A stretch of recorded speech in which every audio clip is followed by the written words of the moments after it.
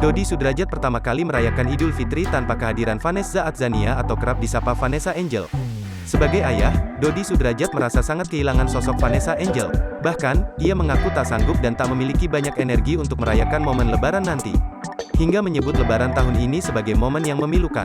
Dedi besok dengar suara takbir lemes deh pasti, ingetin HH, mamahnya Mayang, ayah Dedi juga enggak tahu deh.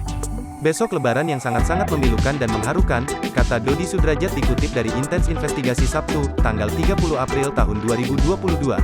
Masih terngiang dalam pikirannya, saat Vanessa Angel dan sang suami serta putranya datang ke rumah siang hari untuk merayakan Idul Fitri sekaligus makan ketupat bersama.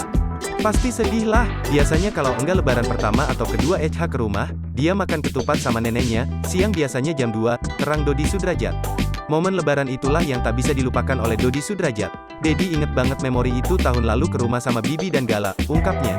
Tak hanya kehilangan Vanessa Angel, momen Lebaran tahun ini Dodi Sudrajat juga